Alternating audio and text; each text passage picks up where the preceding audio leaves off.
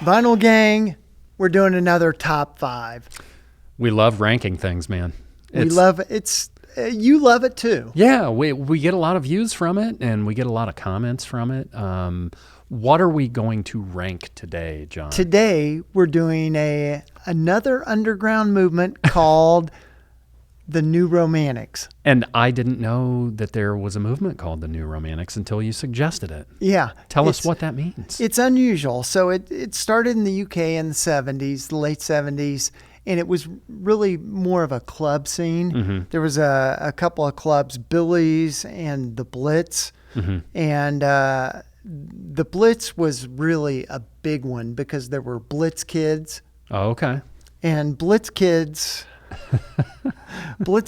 were a group of people who frequented the Tuesday club night at the Blitz in Covent Gardens in London from 79 to 80. And they're really credited with starting the movement because the movement was as much about music as it was fashion. Oh, okay. Yeah. Because New Romantics, so they're taking that stuff from the 18th century and kind of highlighting it. Yeah.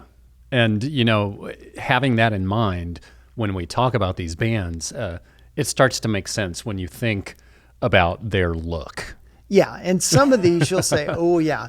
And they were heavily influenced by the glam movement, Bowie and Mark Bolan. That was a big influence because that whole androgyny plays into the look. Yeah, absolutely. And speaking of looking, we want you guys to go to our YouTube channel and look at all of that beautiful bean footage that we have up there. We also, when you go there, we want you to do a few things for us. We want you to like what you see. We want you to comment. We want you to share. And what's the last thing we want them to do, which might be the most important? Subscribe. Yeah, subscribe and let other people know that you love the channel and implore with them that they subscribe too. So, with that description of the New Romantics, Mr. Wheeler, what would be our number 5? Number 5 on the list, Spandau Ballet. And Spandau Ballet was... Obviously, everybody knows them for the song True. That's what this... Yeah, that's what this is. But, they were an interesting one because that's really their biggest song, right? Yeah. And you hear elements of like jazz and different things in their music that you don't hear in a lot of pop music of the time. Yeah, and a lot of these bands get labeled as dandies or for Spandau Ballet, they were Teddy Boys. Yeah. But such a great band. Oh, yeah. And I have this album too. It's awesome. Gary Kemp is the main songwriter in Spandau Ballet. For those of you playing the home game, he also is part of Nick Mason's Saucerful of Secrets band. Yeah. So we've gotten to see him with Nick's band and twice. His voice is still spectacular. Oh yeah, it's great. And that was always I think a through point with Spandau Ballet. The vocals were amazing. Yeah, I mean on here there was a different guy singing lead. Yeah. But yeah, the vocals and the harmonies and stuff were really great. So keeping that in mind with the look that you just described, this totally fits. Yeah, and they were taking the look in it was a little bit different direction. They were wearing zoot suits and yeah. I mean, nothing was out of bounds in the 80s. That's for sure. But the whole movement, I mean, one through point is fashion. Yeah, for sure. So Spandau at number 5. Number 4, Mr. Number Wheeler. 4, we're going with Ultravox. And Ultravox is on a lot of these bands will say they don't want to be known as New Romantics. Mm-hmm. I mean, there was a lot of backlash when they were labeled New Romantics. Right. And they're like, no way would I ever be part of that movement. I think there was, I think that all music scenes were shifting at the time to make people kind of push against being labeled as anything. Yeah. Because like I've said before, I mean, MTV when it first started, there were no rules. I mean, there were a couple and not so good rules, but you almost saw all kinds of music on MTV. Yeah. Yeah. And Ultravox, mid-jury, regrouped. He was in a band called Visage. Oh, okay. And and they are definitely a new romantic band. Yeah. And Are they dandy? they're dandy. And Ultravox Yes. cannot stand the label. I know. Yeah. Well, they had been around since like the early 70s, like 1974, I think. Yeah. Yeah. And they're the song that really kind of catapulted them was Vienna, which is not on this album. Okay. But it's been called the Bohemian Rhapsody of New Romantics? Yes. Oh, that's interesting. Cool. Number 3 is going to be somebody you definitely know Yeah. and who is... I never knew that they were necessarily categorized as new romantics, but looking at it now, absolutely. Yeah. And what an important Culture band. Club. Yeah, what an important band. Like, not just for new romantics, but pop music in general. Yeah. Because he was really the first guy in the 80s that I remember being such an out front, androgynous kind of guy. And Yeah. you know what? That got them a lot of attention.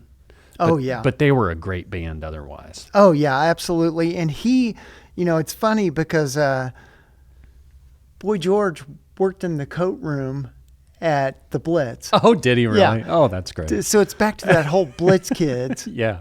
And, Boy George is still out there doing it. I think Culture Club is still touring. Boy George is also a DJ. I mean, he has really parlayed his career into something that maybe nobody else would have expected. And he's okay with that whole Yeah. new romantics. Yeah. He was there's a documentary about the new romantic movement. Yeah. And he was one of the people they interviewed because Yeah. he was happy to be a part of the... Wears it proudly. Yeah. Okay, so Culture Club at number 3. Where are we going to number 2? Number 2, I Which- think this, for me, this says new romantic more than any other band. And dandy. Adam and the Ants. And, for a band that they're posing as highwaymen and Native Americans in war paint. Well, this band was originally just called the Ants. Yeah. And then I think in 77 or 78, they went with Adam and the Ants. He Yeah. kind of became the standout star. And although I don't think he got as much attention as Boy George, they definitely took this movement and pushed it right along. Yeah, and this is Adam and the Ants. Adam is another person he hates being. But I mean, when you're dressed like this, how can you not be part of the movement? Right. And why do you hate it so much? Yeah, I think it was just they didn't want to be a part. I don't want to be labeled that. Yeah. Yeah. Well, you can't pick what other people are going to say about you. or Exactly. call you. So, but Adam, Goody Two Shoes was a big Yeah, song for them. But Prince Charming. Prince Charming. I mean, the Prince. Strip. Yeah, Yeah. I mean, they have some great songs, right? yeah, and I think they had Adam and the Ants, UK number 2 single. And yeah, it's probably because of the dandy phrase. They're like, I don't want to be part of that.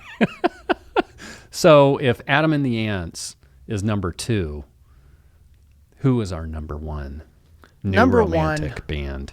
Number 1 has to be Duran Duran. Yeah, man. I mean, I never at the time, and you were a little ahead of me, but even at the time that I was first hearing Duran Duran, I didn't necessarily, I heard the music first. I never saw them. And I couldn't have like assigned a look to Yeah. them. But looking back, absolutely.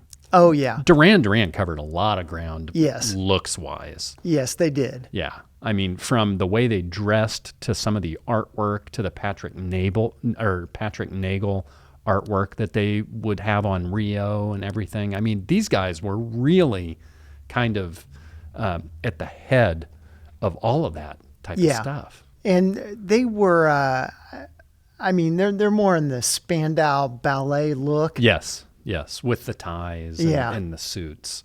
But they changed. Oh, yeah, they definitely did. And, you know, Duran Duran is one of those bands from that era that also, you know, when you kind of got to the late 80s, they had kind of fallen out of favor. And then they have another hit like in 94 that brings them back to the fore.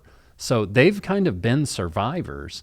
And you would expect that from a band like this because, man, they had a lot of hits. Yeah. Right? Well, it's always fun to do these ranked shows because it allows you to kind of observe something from a different angle than you normally do, right? Yeah. Well, we really thank you guys for tuning in. We want to remind you to go to our Facebook page, go to our YouTube channel, do all the things that we told you to do, but also hit that merch link because you can go there and you can get the Wheels Approved stickers that we have. You can get a mug that says Vinyl Ventures. And we are working on a cadre of more merch stuff to put up there for you. But basically, we want you guys to really dig into that record collection, enjoy the music that you have, and share those stories and those experiences with us. For Wheels, I'm Jay, and we'll see you all the next time around.